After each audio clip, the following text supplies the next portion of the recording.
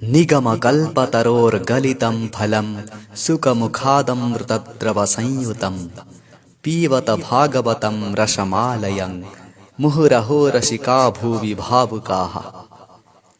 ॐ नमो भगवते वासुदेवाय। अर्थात द्वितीय स्कंध प्रथमाध्याय। श्रीशुक उवाच हरिचरित चिन्तिध्याने कोमल मधुर वचने रोमपुलके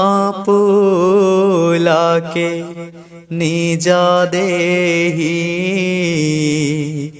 कहन्ति राजा मुख चाहि। हे भाग्यवंत नृपवर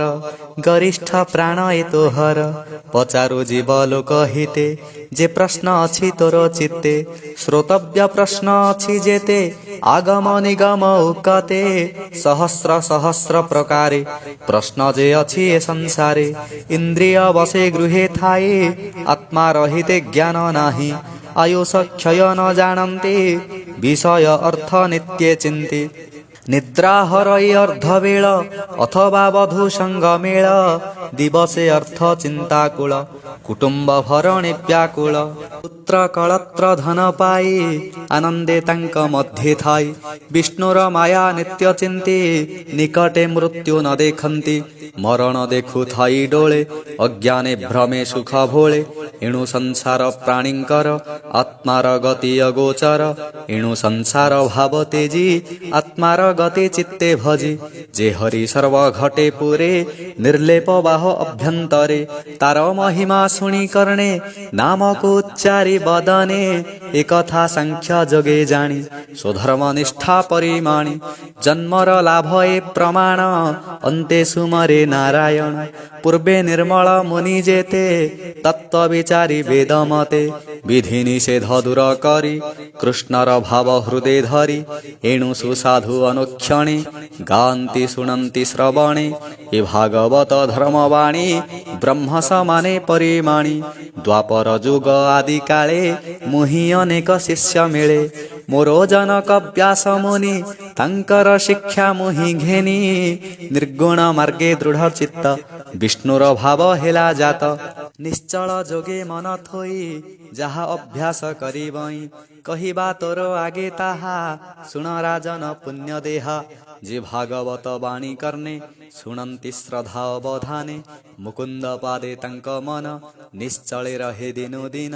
निर्भय पथे चित्त रहे तंकु न लागे मृत्यु भय जोग अभ्यासी जोगी जने दीर्घे वंचन्ति जोग ध्याने मुहूर्त मात्र कृष्ण वाणी जे शुणे जेवा मुखे भणी जे प्राणी आत्मा को उद्धारे कि भाव बहु संवत्सरे पूर्वे खट्वांग राजा थिला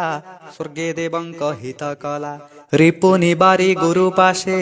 मिलिला भक्तिर विश्वासे देवे बोइले मागबर ता शुणी कहे नृपवर आयुष अछि मोर जेते देवे कहिले शास्त्र मते मुहूर्ते अछि तो जीवन ता शुणी संतोषता मन बोलोई बरे कार्य नाही क्षीण आयुष मोर देहि मुहूर्ते नाम उच्चारिला अन्ते से गोविंदे पशिला एबे शपथ दिन जाए जीवन अछि तोर देहे एबे हरिंकु आश्रय कर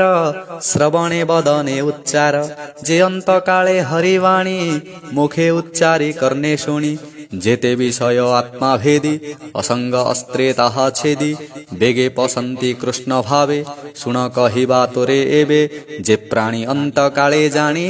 आत्मार गति मने गुणी गृह उपेक्षी चले बने तप आचरे दुख श्रमे स्नान को सारी शीत जले बसी निश्चले वृक्ष मूले अभ्यास करी शुद्ध मने ତ୍ରିବ୍ରତ ବ୍ରହ୍ମ ସୁମରଣେ ପ୍ରାଣ ପବନ ଯୋଗେ ରୁନ୍ଧି ସକଳ ଇନ୍ଦ୍ରିୟ ନିରୋଧି ବୁଦ୍ଧି ସାରଥି ଆଶ୍ରେ କରି ବିଷୟ ସମୂହ ନିବାରି ଏକା ଶରୀର ଚିନ୍ତି ନିତ୍ୟେ ବଞ୍ଚିବ ଅନୁକ୍ଷଣେ ଶ୍ରାନ୍ତେ ମନକୁ ନିର୍ବିକ୍ଷୟ କରି ସକଳ ଚିନ୍ତାନ ସୁମରି ମନ ପ୍ରସନ୍ନ ଯେତେବେଳେ ଜ୍ଞାନ ପ୍ରସର ନିଶ୍ଚଳେ ସ୍ୱଭାବେ ମନ ଦୁଷ୍ଟପଣେ ଆବୃତ ରଜସ୍ତମ ଗୁଣେ ଏଣୁ ଧାରଣା ଆଶ୍ରେ କରି ମନର ମଳ ଅପହରି ଏମନ୍ତେ ଯୋଗର ଧାରଣ ଯୋଗୀର ଭକ୍ତିର ଲକ୍ଷଣ। ରାଜୋବାଚ ଧାରଣା ଯୋଗ ଚିତ୍ତେ ଧରି ଏମନ୍ତେ ତରେ ବ୍ରହ୍ମଚାରୀ ଧାରଣା ଭନ୍ତେ ସୁନିଶ୍ଚଳ ବେଗେ ହରଇ ମନୋବଳ ଯୋଗୀଙ୍କ ଧାରଣା ଏମନ୍ତେ ଶାସ୍ତ୍ରର ଅନୁଭବ ମତେ ଗୁରୁ ବଚନ କେବା ଜାଣି ଯୋଗ ଧାରଣା ପରିମାଣି ଏଣୁ ଅଭ୍ୟାସ ପ୍ରାଣୀ କରେ ଏମନ୍ତ ମନୁ ମଳ ହରେ। ଶ୍ରୀ ଶୁକ ଉବାଚ ଜିତ ଆସନ ଜିତ ପ୍ରାଣ ଜିତ ବିଷୟ ଇନ୍ଦ୍ରିଗଣ ସ୍ଥୂଳ ଶରୀରେ ବୁଦ୍ଧି ବଳେ ମନକୁ ସ୍ଥାପିବ ନିଶ୍ଚଳେ ବିଶେଷ ଗୋବିନ୍ଦ ଶରୀର ସ୍ଥୂଳଙ୍କ ମଧ୍ୟରେ ସ୍ଥୂଳତର ଯହିଁ ସଂସାର ପରିମାଣ ଭୂତ ଭବିଷ୍ୟ ବର୍ତ୍ତମାନ ବ୍ରହ୍ମାଣ୍ଡ ବସେ ଯାର ଦେହେ ସପ୍ତାବରଣେ ଯୁକ୍ତ ହୁଏ ବିରାଜ ପୁରୁଷ ଏ ମଧ୍ୟେ ବସେ ଧାରଣା ଅନୁବାଦେ ବ୍ରହ୍ମାଣ୍ଡ ଚତୁର୍ଦଶ ପୁର ପ୍ରମାଣ ଶରୀର ଯାହାର ଶୁଣ କହିବା ଅଧ ଊର୍ଧ୍ୱେ ବିରାଟ ପ୍ରତି ଅଙ୍ଗ ମଧ୍ୟେ ପାତାଳ ବସେ ପାଦ ତଳ ତା ପାଦ ଅଗ୍ରେ ରସାତଳ ଚରଣ ଗୁଳ୍ଫ ମହିତଳ ଜଙ୍ଘ ଯୁଗଳ ତଳାତଳ ସୁତଳ ବସେ ଜାନୁ ଯୁଗେ ବିତଳାତଳ ଉରୁ ଭାଗେ ଜଘନ ଦେଶେ ମହିତଳ ନାଭି ବିବର ନଭସ୍ଥଳ ଜ୍ୟୋତି ସମୂହ ପରକାଶେ ହୃଦୟରେ ସ୍ୱର୍ଲୋକ ହିଁ ବସେ କଣ୍ଠ ଆଶ୍ରିତ ମହଲ୍ଲୋକ ବଦନେ ବସେ ଜନଲୋକ ଲଲାଟେ ତପଲୋକ ବସେ ମସ୍ତକ ଦେଶେ ସତ୍ୟ ବସେ ବାସବ ଆଦି ଦିଗ ପାଳେ ଯା ଅଷ୍ଟଭୁଜ ଏ ଶୟଳେ କର୍ଣ୍ଣ ଯାହାର ଅଷ୍ଟଦଶା ଅଶ୍ୱିନୀ ସୁତେ ଯାର ନାଶା ଜଳନ୍ତା ଅଗ୍ନି ଯା ବଦନ ନୟନ ଗୋଲକ ଗଗନ ସବିତା ଯାର ଚକ୍ଷୁ ବେନି ଉଦୟ ଅସ୍ତ ପକ୍ଷ ବେନି ଯାର ଭ୍ରୁଭଙ୍ଗ ବେନି ପାଦ ସଲିଳ ତାଳୁ ସରଜୀଭ ତିନି ବେଦ ଯେ ବ୍ରହ୍ମରନ୍ଧ୍ର ବିକଟ ତୁଣ୍ଡ ଯମପଦ ଯାହାର ତୁମ୍ଭେ ସ୍ନେହ କଳା ଅର୍ଦ୍ଧ ଊର୍ଧ୍ୱରେ ଦନ୍ତମାଳା ନର ଉନ୍ମାଦ ଯାର ହସ ଯେ ବିଷ୍ଣୁ ମାୟାରେ ପ୍ରକାଶ ସଂସାର ଯାହାର କଟାକ୍ଷ ଏ ଜୀବ ଲଭେତା ପ୍ରତ୍ୟକ୍ଷ ଊର୍ଧ୍ୱ ଓଷ୍ଠରେ ଲଜ୍ଜା ବସେ ଲୋଭ ବସଇ ଅଧୋ ଦେଶେ ଧର୍ମ ବସଇ ସ୍ତନ ଯୁଗେ ଅଧର୍ମ ବସେ ଧର୍ମ ଭାଗେ ଅଣ୍ଡେ ବସଇ ପ୍ରଜାପତି ମିତ୍ରାବରୁଣ କୋଶେ ସ୍ଥିତି କୁକ୍ଷିରେ ସାଗର ନିଚୟ ଗିରିମାନ ଯେ ଅସ୍ଥିଚୟ ସକଳ ନଦୀ ନାଡ଼ି ଯାର ବୃକ୍ଷ ଔଷଧ ଲୋମ ଯାର ଅନନ୍ତ ବୀର୍ଯ୍ୟେ ଯହିଁ ବସେ ଶ୍ୱାସ ପବନେ ଅଣଞ୍ଚାଶେ ଯାହାର ଗତି ଜାଣ କାଳ ଜୀବ ସଂହାର ଯାର ଖେଳ ପ୍ରାଣୀ ସଂହାର କ୍ରୀଡ଼ା ତାର ଶୁଣ ହେ କୁରୁ ବୀରବର ଜିମୁତ ଗଣ ଯାର କେଶ ସନ୍ଧ୍ୟା ଯାହାର ନିଜ ଦାସ ପ୍ରକୃତି ହୃଦୟ ଯାହାର ଯାହାର ମନ ନିଶାକର ବିଜ୍ଞାନ ଶକ୍ତି ଯା ମହିମା ଅନ୍ତଃକରଣ ରୁଦ୍ରସୀମା